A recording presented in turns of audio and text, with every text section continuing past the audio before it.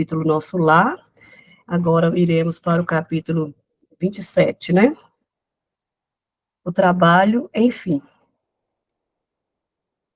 Então, só retomando um pouquinho lá no final lá do capítulo 26, né? O ministro Genésio deixou o André aos cuidados, né? Do Tobias, e eles foram, né?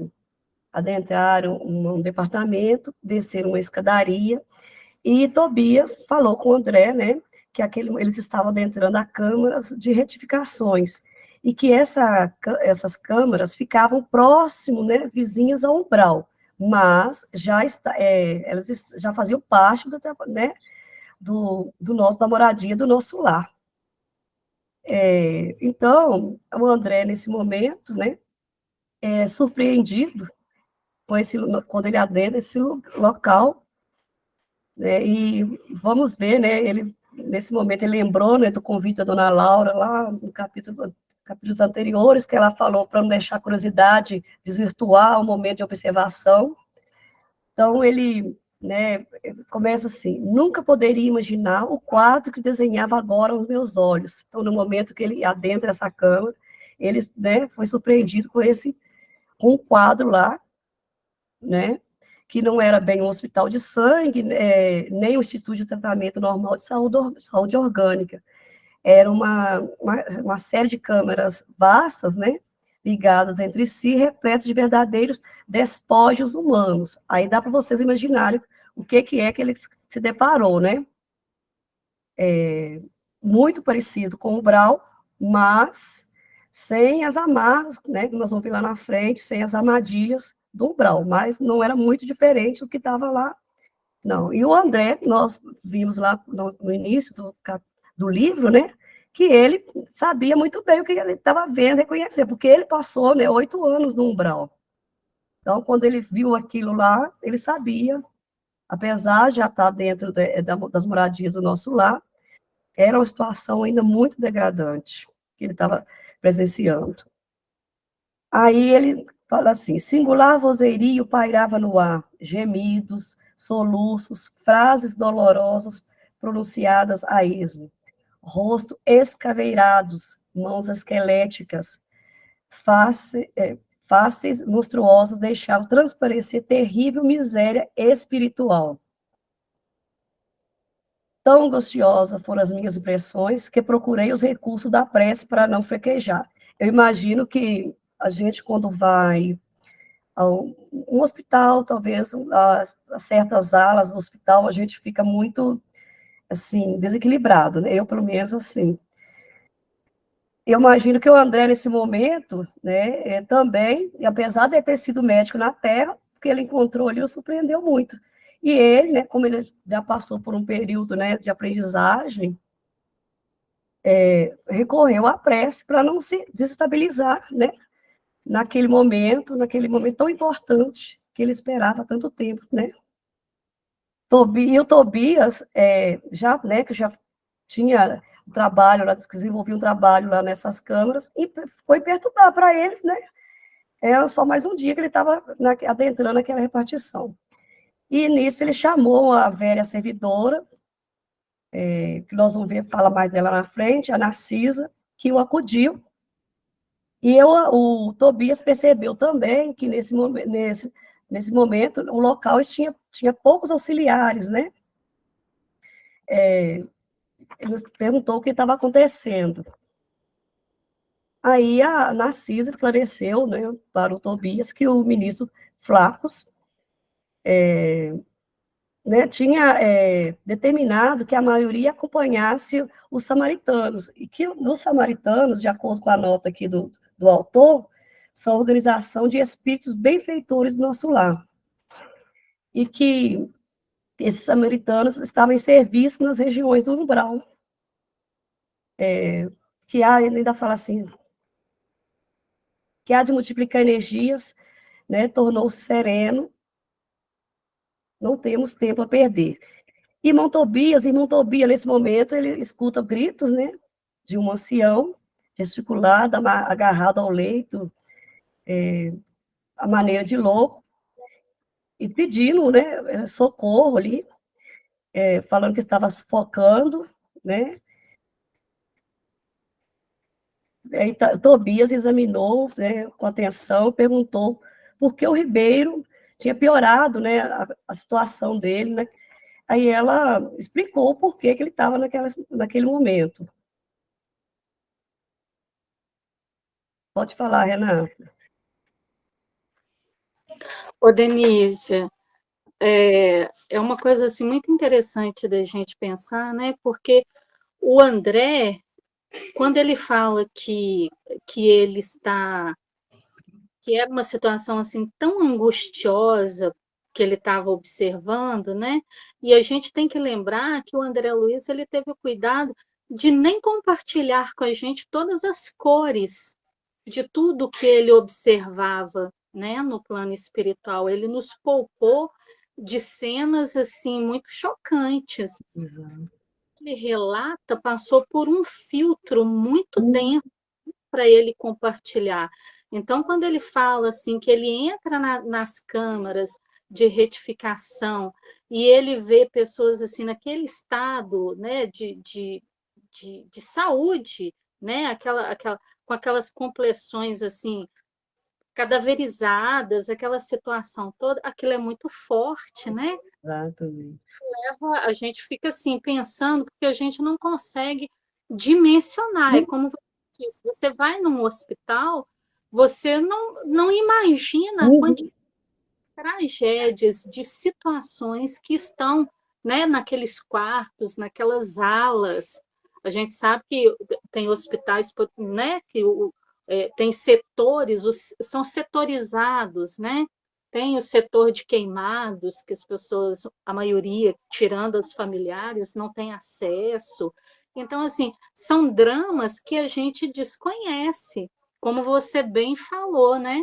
E agora, quando você está falando que o irmão Flacos, né, diz que precisa se multiplicar energias, nesse momento chegou o momento do André, né?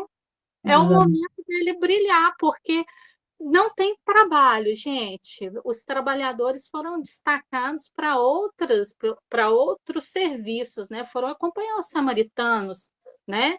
Foram em caravanas. Os samaritanos, eles são socorristas, caraveneiros. Então, assim, foram acompanhar eles. Então, agora está sobrando serviço e faltando mão de obra. É a oportunidade para o André brilhar. Então, assim, a gente fica vendo assim como que Deus é bom, né, o tempo inteiro, porque ele estava com a disposição de Exato. e o serviço apareceu, né? Até então ele não tinha autonomia para poder trabalhar, né? Vai surgir agora, porque até então ele só está acompanhando para observar. Mas nesse momento aqui tudo muda, o jogo virou, né? É, verdade, Renata. Boas considerações. E é aquela assim, sempre nós ouvimos, né? Quando o trabalhador está pronto, o trabalho aparece. O dele apareceu, o momento dele chegou, né?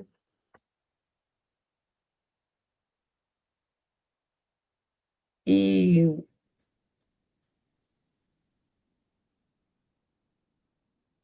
nossa, eu me perdi, onde que eu parei, gente? Deixa eu me encontrar aqui que eu me perdi. O irmão Tobias, porque Ah, ele é, irmão Tobias, lá o Ribeiro, né, gritando pelo Tobias.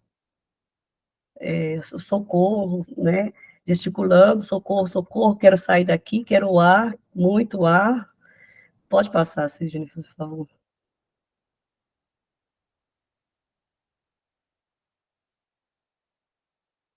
Então, Tobias, né, eu imagino, eu fico imaginando assim, que ele naquela tranquilidade se aproximou, né, examinou com atenção e foi ele tentar acalmar o Ribeiro, né?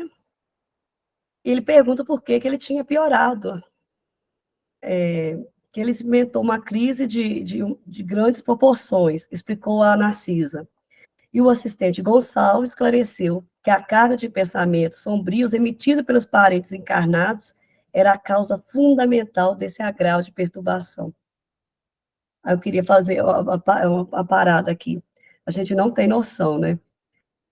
Agora, com o conhecimento, né, da doutrina espírita, a gente vai entender certas situações. Como que a gente, mesmo amando o nosso ente querido, a gente pode estar prejudicando ele.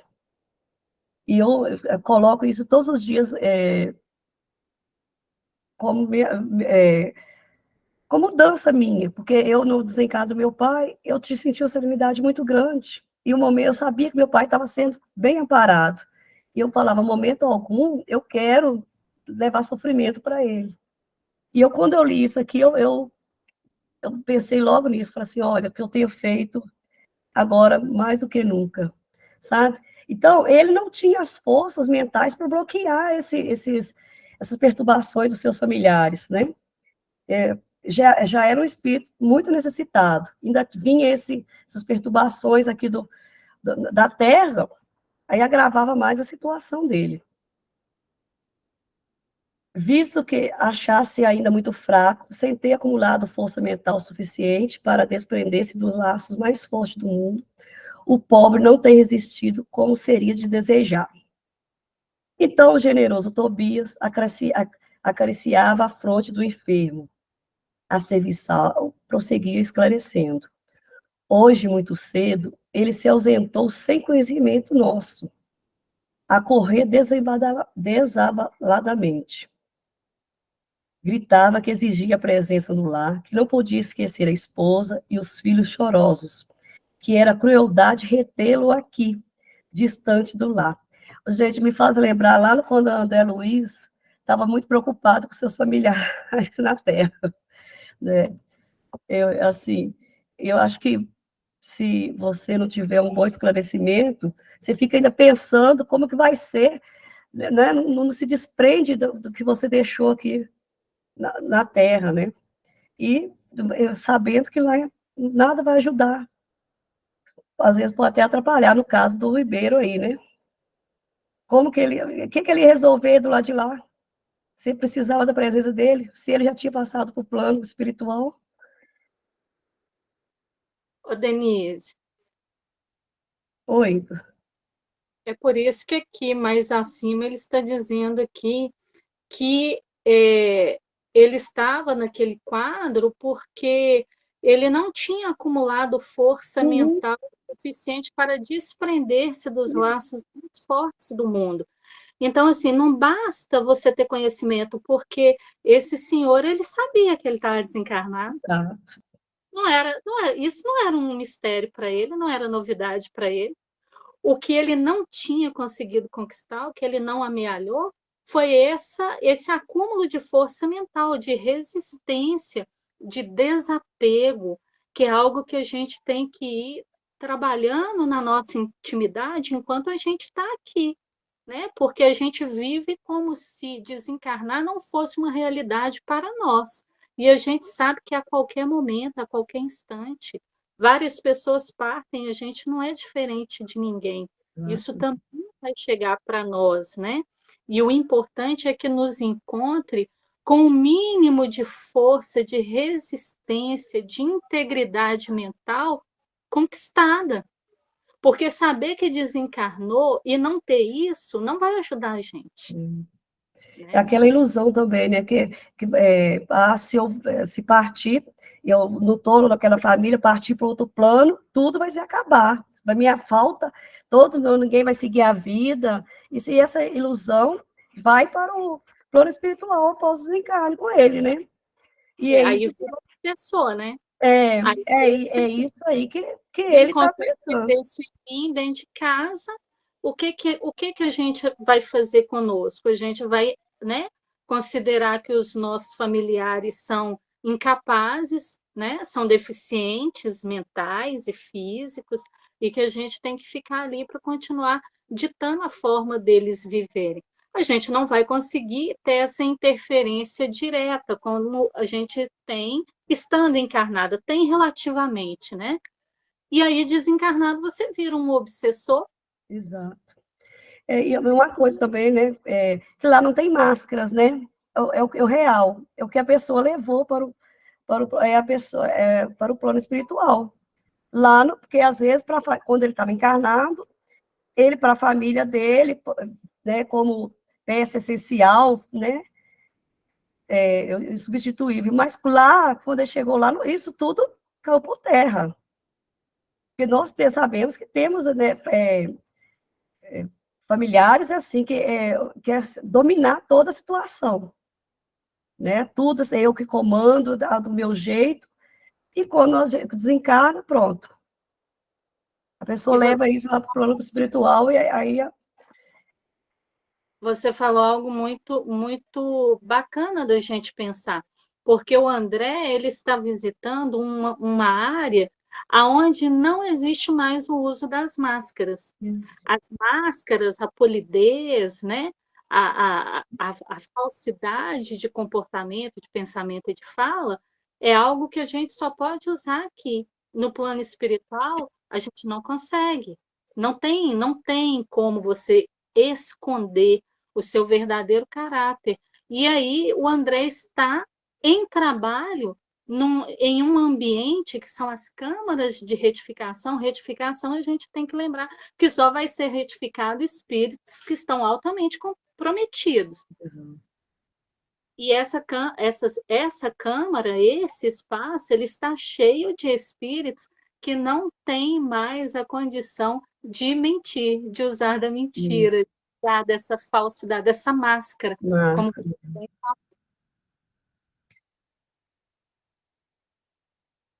Fez muito bem, acentuou Tobias, pensativo. Vou providenciar, vou pedir providências contra a atitude da família. É preciso que ela receba maior bagagem de preocupações para que nos deixe o Ribeiro em paz. Então, vamos lá dar trabalho para o povo lá, para esses familiares lá na Terra, porque eles estão sem o que fazer, estão pensando demais, está prejudicando aqui muitos chorosos, lamentando muito, e está atrapalhando o Ribeiro aqui na sua regeneração, no seu tratamento aqui. Isso é interessante demais. Quando eu li isso, me chamou muita atenção, né? Porque a gente tem que tomar muito cuidado, aquilo que eu falei lá no início, a gente tem que tomar muito cuidado com isso, porque até para sentir saudades, a gente tem que ser educados. Fique seio doente, procurando identificar-lhe a expressão íntima, verificando a legítima expressão de um dementado. Ele chamara Tobias como a criança que conhece o benfeitor, mas acusava profundo alinhamento de quanto se dizia a seu respeito. Notando minha admiração, o novo orientador explicou. O pobrezinho permanece na fase de pesadelo, em que a alma pouco vê e ouve as aflições próprias. O homem, meu caro, encontra na vida real o que amontoou para si. É isso que eu estava falando, nós falamos da máscara, né? Esse é o momento. A verdadeira vida é quando nós chegamos lá no mundo espiritual. O que que nós fizemos aqui quando viemos, né, para aprender a se desprender, né? O que que o nosso estamos amontoando? Será que nós estamos amontoando só ai, faltou a palavra agora. Só coisas físicas, né? Será que nós estamos amontoando só Ilusões, igual está ilusões, escrito é a ali. palavra certa, ilusões, né? Porque isso nós não vamos levar para lá. Todas as ilusões que nós temos, que nós temos aqui, isso vai permanecer aqui. Lá vai ser a vida real, o que realmente somos, o que realmente é importante para nós, lá no mundo espiritual. Lá, infelizmente, não conseguimos juntar as coisas materiais dentro de uma mala e pôr debaixo do braço e vou levar lá para o mundo material, para o mundo espiritual, que não vamos conseguir. Ô, Denise, um dia eu estava falando com uma senhora, mãe de uma amiga minha, ela estava muito deprimida e no quadro que ela estava apresentando, né, de um certo desequilíbrio mental, ela assim muito acumuladora, muito apegada, né, a coisas, assim, irreais. Para quem está de fora, né, para ela que está vivendo o drama, não, eram coisas muito necessárias. Mas aí eu falei com ela, eu falei: "Minha amiga, você já viu em algum momento da sua vida, atrás de um cortejo, de um carro levando um corpo para o cemitério, e um caminhão de mudança? Não vai, não vai. Essas coisas que estão te fazendo sofrer, que você está, né, lutando, está entregando o coração, a alma aqui, vai ficar aqui. Se não surgir ninguém que seja minimamente misericordioso para falar: "Eu quero essa travessa da mamãe", isso tudo vai para o lixo, né. Isso tudo vai para o lixo, porque o que é muito importante para a gente, em se tratando de coisas materiais, né, gente, o que é muito importante para a gente tem que lembrar que é importante só para a gente. Da forma como a gente vê, não quer dizer que isso encha os olhos dos outros. E se enche, enche para outras situações, tem outros critérios, outros interesses. Mas, assim, da gente poder avaliar como que a gente se comporta na vida com essas coisas que a gente acha que nos pertence. Quando não são coisas, não são objetos, são pessoas, que a gente usa assim, né, o mesmo peso de possessão, né, eu tenho direito irrevogável sobre aquilo. Então, essas coisas, elas estão contando sobre o nosso desequilíbrio. Então é bom a gente pensar, né, com mais acuidade sobre isso, ter mais atenção, porque esse capítulo aqui, ele quebra, ele joga por terra qualquer princípio de ilusão que a gente tenha, qualquer um. Começa daqui, não para mais, né.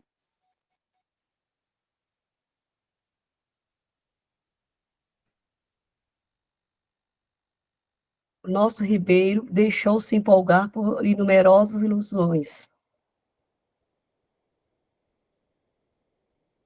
Eu quis indagar da origem do seu padecimento, conhecer-lhes a procedência e o histórico da situação. Entretanto, recordei as criteriosas ponderações da mãe de Lísias, relativa à curiosidade, e calei.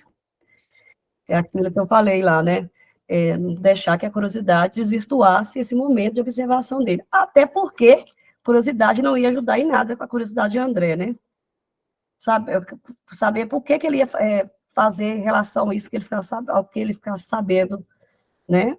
Então, para que ele ia querer saber? E assim como o Ribeiro e outros, né? Que ele tivesse ali naquele momento. Então, que ele deixasse a curiosidade, né? E fosse colocar mãos à obra. E eu estou assim, gente, eu estou colocando isso no meu dia a dia. Atualmente, eu assim, se não for para o meu benefício moral e espiritual, não me conte. Se não é necessário que eu saiba, não precisa me contar. Eu estou tentando fazer isso, viu? Eu sempre falo meu trabalho. É do meu interesse? Está relacionado a mim? Não está? Então não precisa me contar, não. Porque se eu não posso resolver, ótimo. Não quero saber. Só por curiosidade, eu não quero saber essas situações. Eu acho que tem me ajudado muito. Tobias dirigiu ao enfermo generosas palavras de otimismo e esperança. Prometeu que iria providenciar recursos a melhoras e que mantivesse a calma e benefício próprio e que não se aborrecesse por estar preso à cama. Ribeiro, muito trêmulo, com o rosto ceráceo, esboçou um sorriso muito triste e agradeceu com lágrimas.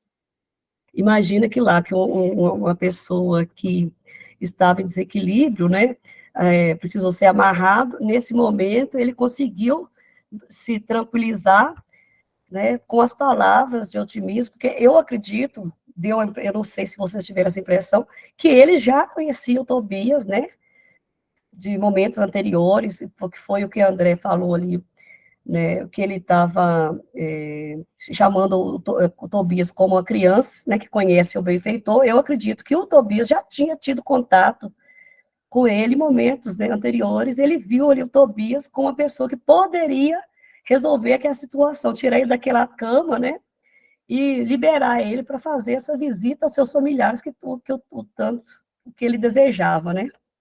Não sei se vocês tiveram essa impressão também. É porque Tobias é o trabalhador, né, Isso.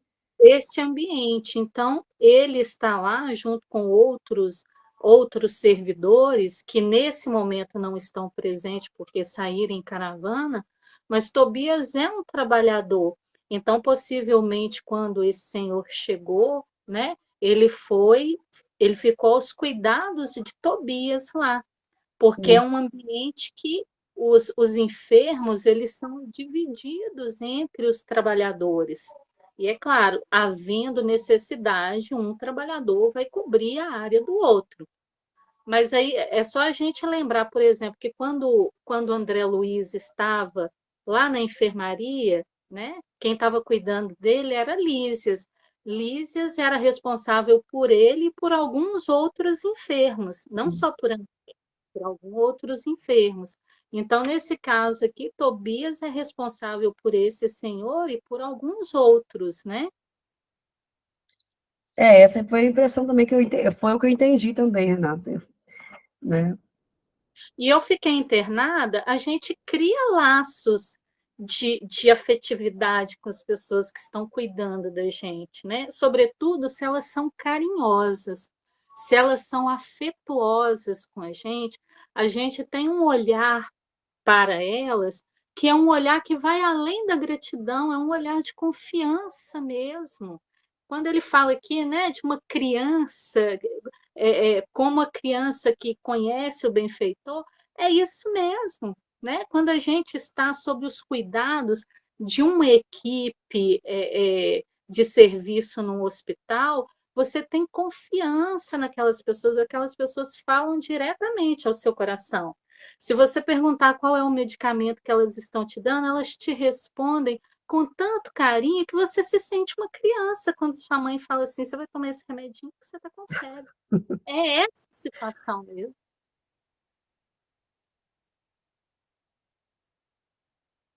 Então, seguindo pelas numerosas filas de camas bem cuidadas, sentindo a desagradável exalação ambiente, oriunda, como vim saber mais tarde, das emanações mentais dos que ali se congregavam, com as dolorosas impressões da morte física, e mais uma vez sob o império dos baixos pensamentos.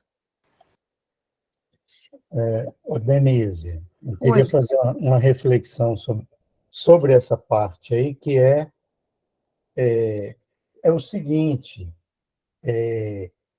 o André Luiz aí narra uma coisa muito importante, muito interessante, quando ele fala assim, sentindo a desagradável exalação ambiente oriunda das emanações mentais dos que ali se congregavam. Ou seja, lá no plano espiritual, o pensamento, além de ser perceptível, né, ele é muito concreto, tanto que, devido à qualidade negativa desses pensamentos, ele influía até na questão do odor, do cheiro.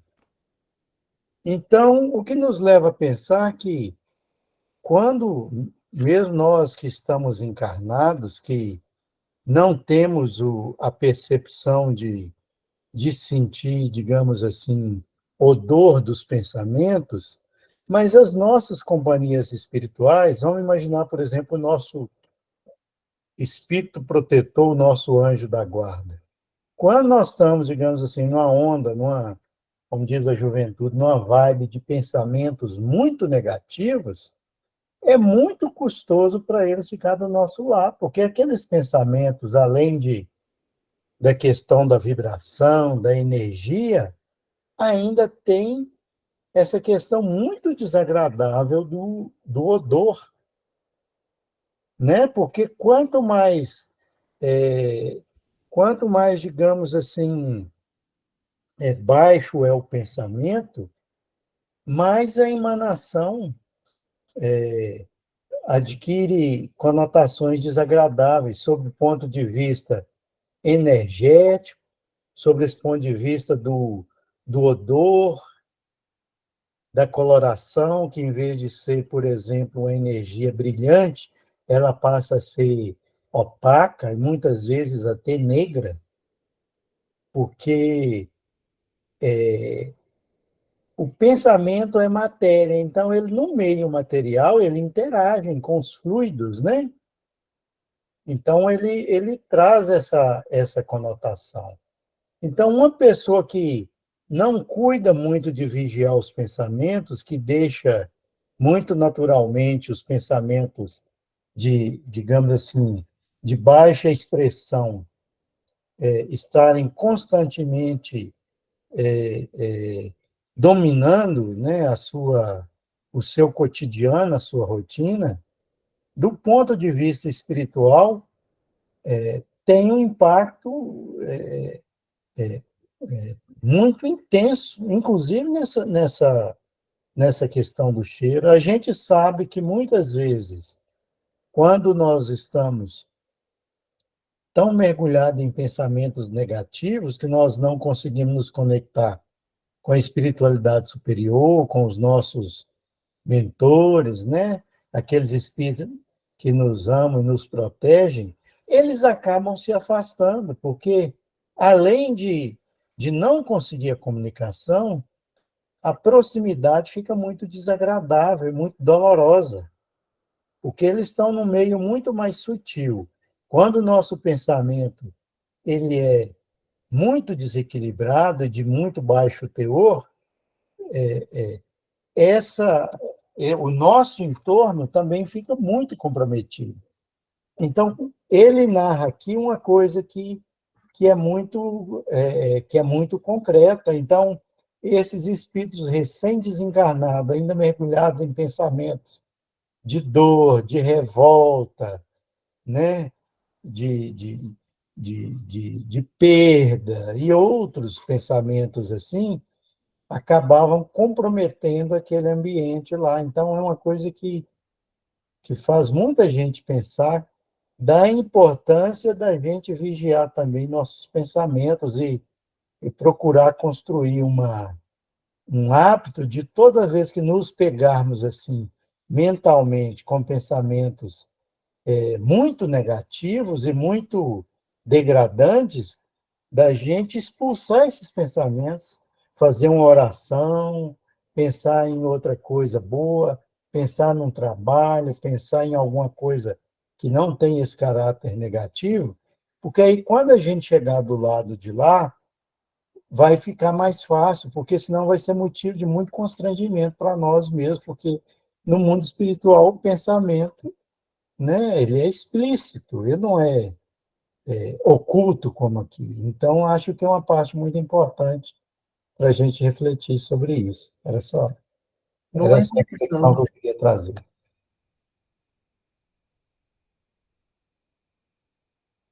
Prosseguir, então, bem. Seguimos pelas número... Acho que é aí mesmo. Não, né? Ah, não. Reservam-se estas câmaras, explicou o companheiro bondosamente, apenas a entidade de natureza masculina. É uma coisa que me chamou a atenção, porque eu não sabia, sinceramente eu não sabia, que ocorria essa separação lá, pelo menos aqui, né? Tobias, estou morrendo à fome e sede, brandava um estagiário. Socorro, irmão, gritava outro. Por amor de Deus, não suporto mais, clamava ainda outro. Numerosos eram, né, aqueles que qual pedido de socorro diante do local que eles estavam, né, gente? Imagina como que eu fico imaginando que coisa que deve ser, que nem consigo imaginar, né? Porque aquilo Renata falou, porque passou por um filtro essas informações que chegaram para nós. Mas pelo que a gente imagina assim, do nosso conhecimento, uma situação hospitalar que do plano terreno. Imagina, deve ser 100 vezes pior, ou muito, eu sei, nós não temos noção do que deve ser, né? Vários perturbados, né? Deve ser uma ala muito dolorosa, por isso que né, os trabalhadores que são desse local têm que ter uma preparação. Fiquei imaginando que já imaginou se o André tivesse acesso a essa região logo lá no início, né? Quando ele ainda estava naquele processo de desequilíbrio. Aí eu lembrei daquele momento que ele foi lá pedir o trabalho, se naquele momento ele fosse liberado para ter acesso a essa repartição, quanto seria danoso para ele isso? Naquele momento que ele foi lá pedir o ministro, que ele ouviu a mãe lá fazendo, o ministro fazendo as considerações lá com aquela mãe lá. Eu não lembro qual que é o capítulo, não. Se alguém lembrar aí, pode falar, porque eu não lembro. Mas eu fiquei pensando, tudo tem o momento certo, né? E eles, com a sabedoria, né, não liberar a pessoa para o trabalho no momento certo e para ter acesso a certas situações no momento que estiver preparado também. E o André só teve autorização para entrar nessa repartição quando se observou que ele já estava preparado, né? Fortalecido o suficiente, esclarecido, né? O suficiente para não se prejudicar também e prejudicar aqueles que estavam lá.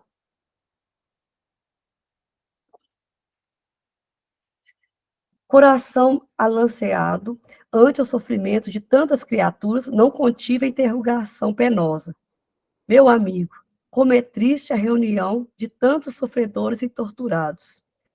Porque este quadro angustioso, é aquilo que eu falei, ele já estava, né, preparado, senão não teria recebido a autorização, mas mesmo assim, ele ficou, né, bem comovido do quadro que ele estava presenciando ali. Tobias respondeu sem se perturbar. Não devemos observar aqui somente dor e desolação. Lembre, meu irmão, que esses doentes estão atendidos, que já se retiraram do umbral, onde tantas armadilhas aguardam os imprevidentes, descuidosos de si mesmo. Nestes pavilhões, pelo menos, já se preparam para o serviço regenerador. Quanto às lágrimas que vertem, recordemos que devem a si mesmo esses padecimentos. A vida do homem está centralizada onde centraliza ele o próprio coração.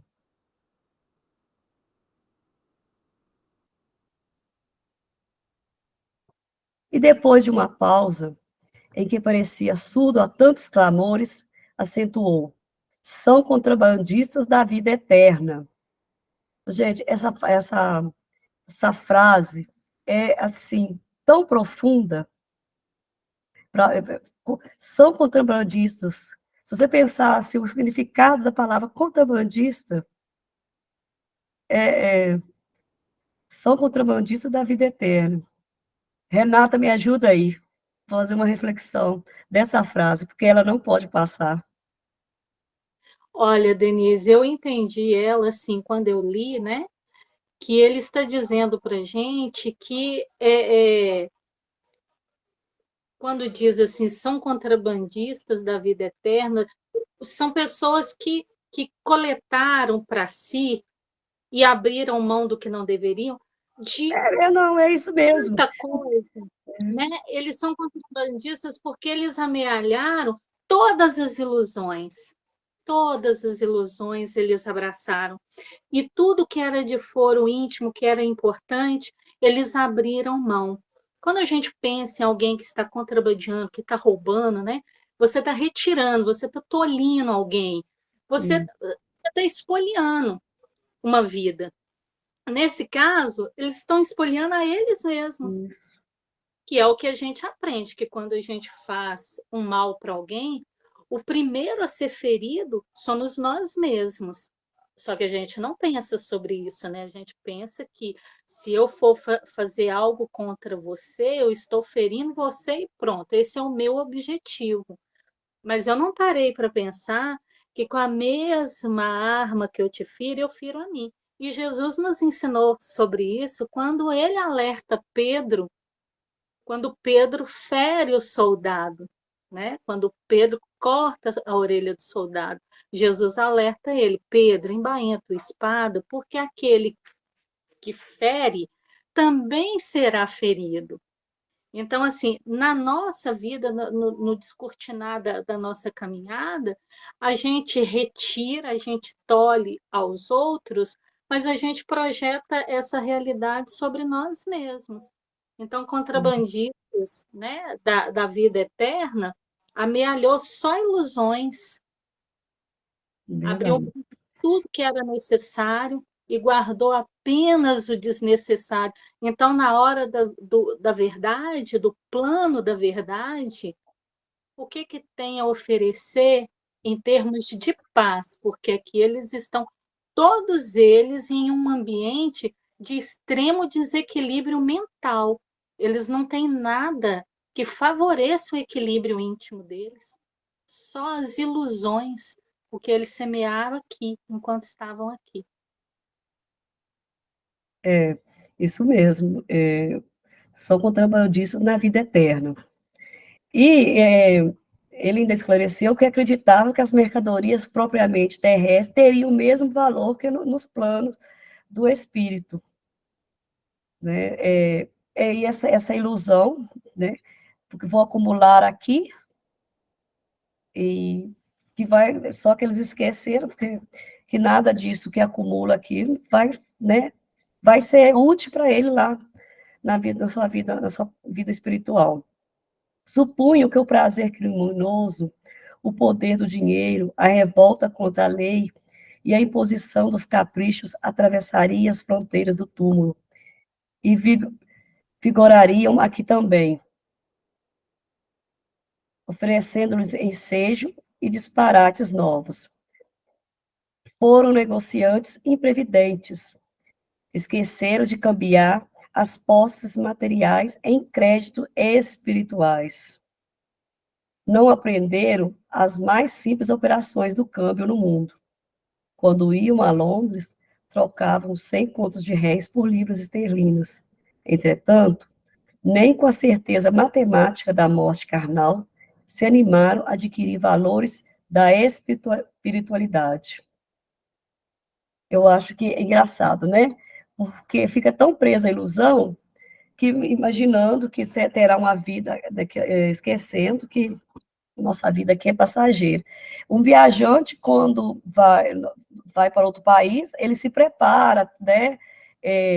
Troca o seu dinheiro para aquilo que serve, para um dinheiro que é útil lá no país que ele está indo. Agora, nós nosso preso, nossa ilusão, não nos preparamos, não adquirimos créditos para a vida eterna. Né? Quem sai de um país, quem sai do Brasil vai para outro país, vai trocar por dólares. E o que nós estamos fazendo para aqui, né? Para adquirir créditos, né, para a nossa partida, para a gente que possa usá-la no plano espiritual. O que nós estamos fazendo? Será que nós estamos querendo levar o real? Será que nós estamos querendo, achando que todo material que nós acumulamos aqui, nós vamos ser útil, vamos colocar, né, em nosso benefício lá? Ilusão nossa.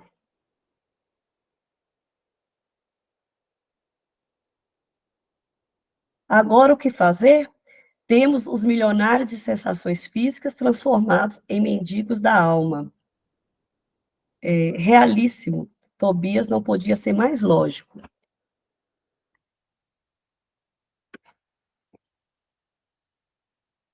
Meu novo instrutor, após distribuir confortos e esclarecimentos a granel, conduziu-me à vasta câmara anexa em forma de grande enfermaria, notificando: vejamos alguns dos infelizes semi-mortos. Além de todo aquele sofrimento, né, que ele presenciou lá, nós vamos ver aqui à frente que tem situações ainda mais degradantes, de irmãos em situações ainda mais, para mim, eu considero como difícil, né? no que a pessoa ainda está tão presa à sua vida terrena, que todas as convicções que ela tinha aqui na Terra, que ela não consegue ainda nem se buscar por auxílio.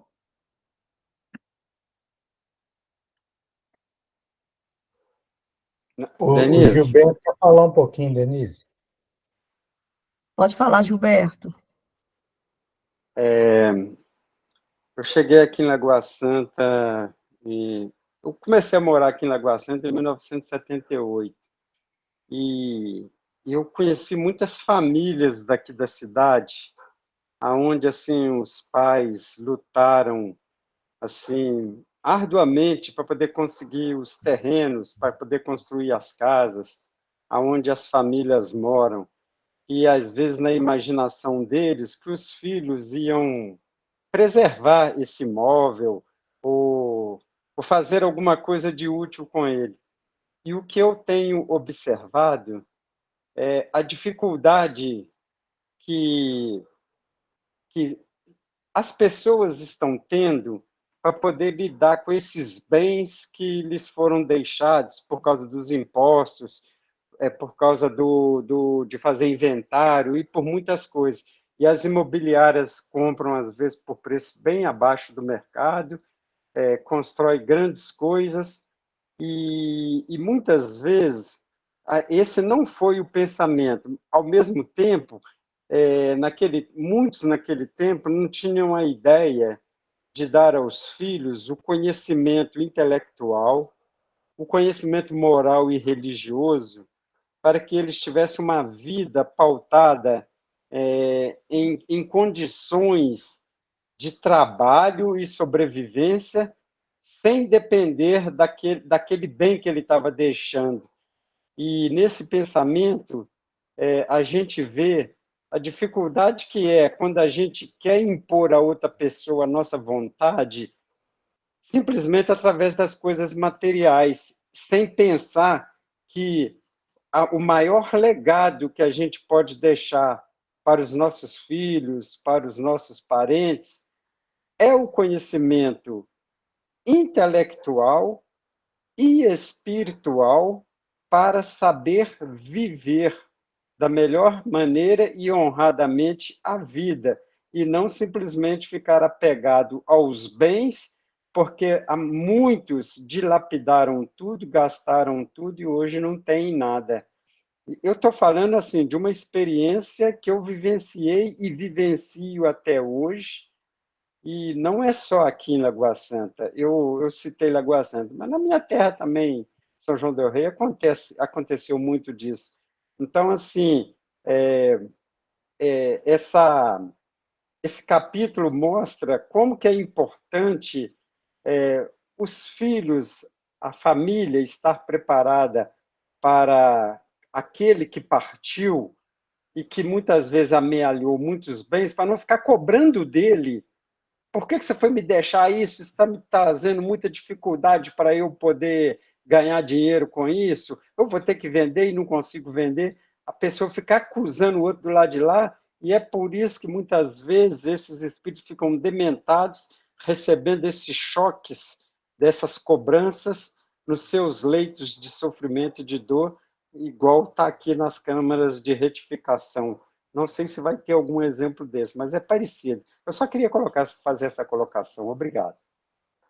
É interessante. E isso, né, que a herança que a gente deixa para os nossos filhos é isso, né? São valores. Eu sempre falava e falo, né, lá com meus pais, que quando eles preocupam, eu estou deixando isso para vocês, eu falo, pai, a melhor herança são os valores morais, né? Caminhar depende da religião, mas que a pessoa entenda que cada um busca os seus próprios recursos materiais, né, com seu esforço, não é material, porque às vezes um se sacrifica na ilusão que vai resolver a vida de todos aqueles familiares, e às vezes não. Né? E nós vemos que lá no início do capítulo, que só está trazendo os pensamentos familiares podem trazer mais sofrimentos ainda. E nesse caso aqui, desses infelizes semi-mortos, a Narcisa, que é a trabalhadora desse recinto, acompanhava, né, eles, abriu a porta e o André quase caiu para trás quando ele viu o que estava naquele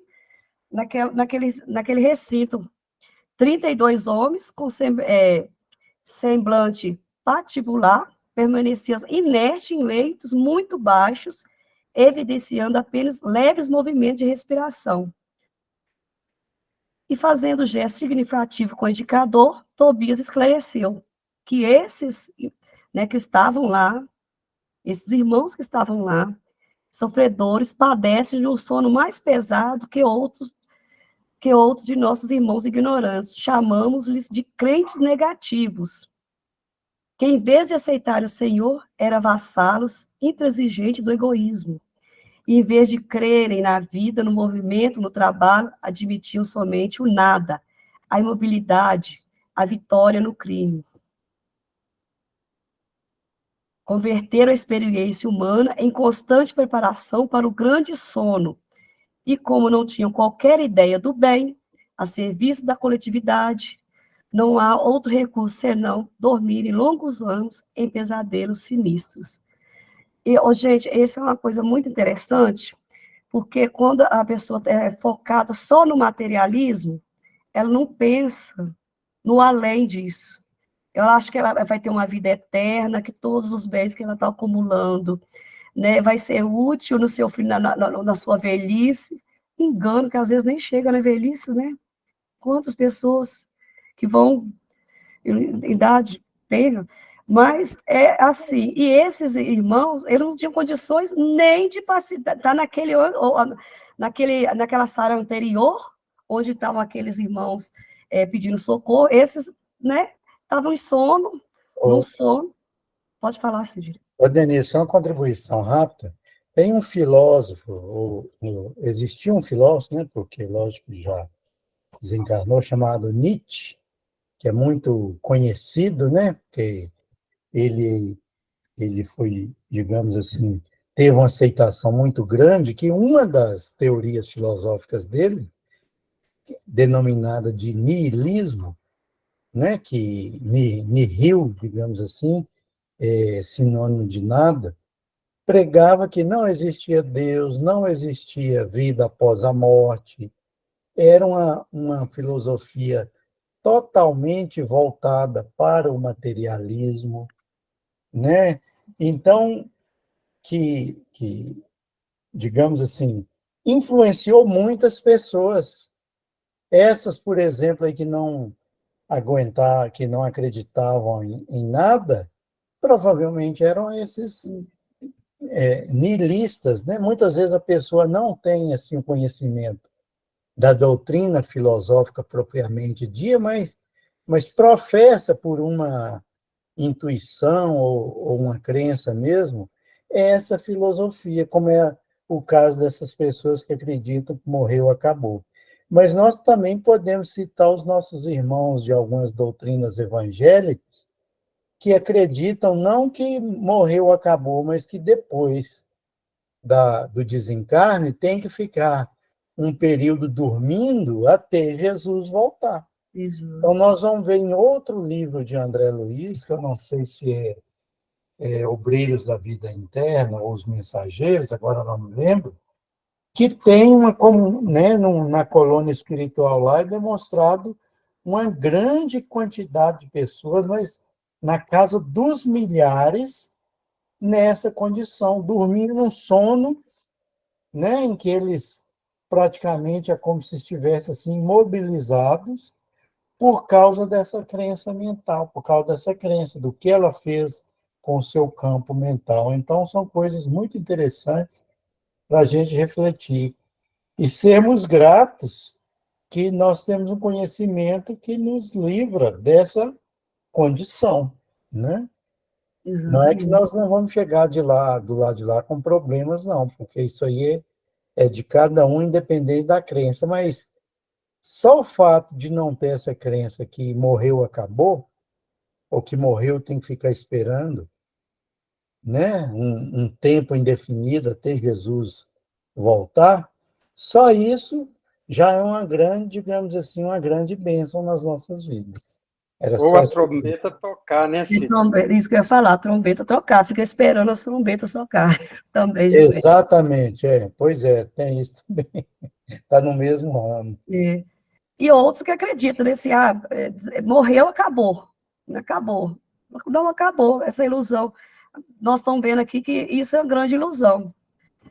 Que tudo se encerra no túmulo. Não é assim.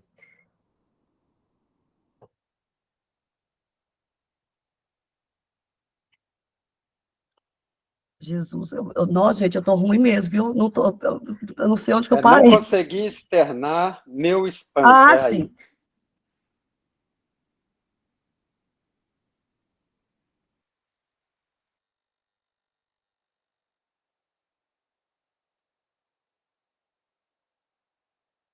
É um início de parágrafo, Denise. É só você ir no parágrafo.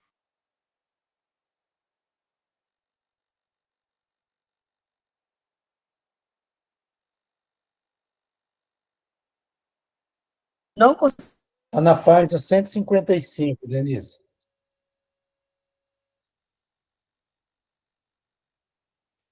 Ela está É sem onde? áudio. Está na página 155, Denise. Bem no meio da página. Acho que travou para ela. Travou. Sumiu. Ah, Ela vai voltar.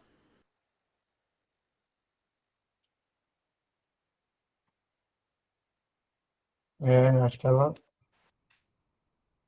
Ah,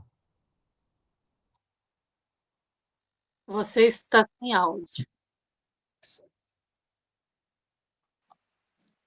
Voltei, gente, desculpa, viu? A conexão aqui diz que está tentando conectar. você está na página 155, você Isso, parou. não consegui consegui externar meu espanto. Muito cuidadoso, Tobias começou a aplicar passes de fortalecimento sobre meus olhos atônitos. Fim da operação, os dois primeiros começaram ambos a expelir negra substância pela boca, espécie de vômito escuro e viscoso, com terríveis emanações cadavéricas. Você imagina que situação que é, né? São fluidos venenosos que segregam, explicou Tobias muito calmo. Narcisa foi fazer o possível por atender prontamente a tarefa de limpeza, mas, debalde, grande número deles deixava escapar a mesma substância negra e fétida. Foi então que, instintivamente, me agarrei aos petrechos de higiene e lancei-me ao trabalho com ardor. Enfim, mãos à obra, né? Para André.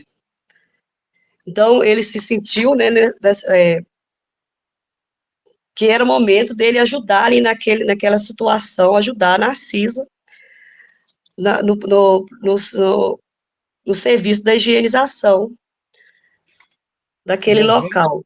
a gente tem que lembrar aí que para ele chegar nesse ponto, ele teve que, digamos assim, viver uma grande transformação da personalidade dele, porque o médico orgulhoso, se fosse na Terra, não ia fazer esse trabalho, ou ia chamar outro enfermeiro, Sim, ou simplesmente ia deixar só por conta da enfermeira. Então, a iniciativa dele já demonstrava, né, todo o período que ele passou, que ele ouviu, os conselhos, né, já haviam surtido efeito. Então, hoje, no momento dessa narrativa, já é um André Luiz um pouco mais humilde, um pouco mais, digamos assim, consciencioso e prestativo, que estava ali, que é uma vitória para ele também, lógico. exatamente, né? A servidora parecia contente com o auxílio humilde do novo irmão. ao passo que Tobias me dispensava olhares satisfeitos e agradecidos. O serviço continuou por todo o dia, custando-me abençoado suor. E nenhum amigo do mundo poderia avaliar a alegria sublime do médico que recomeçava a educação de si mesmo na enfermagem rudimentar. Gente, esse capítulo é maravilhoso. E esse final aqui, que é o momento que o Ciro falou, né? Aquele transformação daquele médico lá no início, vaidoso, né? Imaginando que ele poderia prestar serviços médicos, né? Da colônia, ele começou a fazer essa limpeza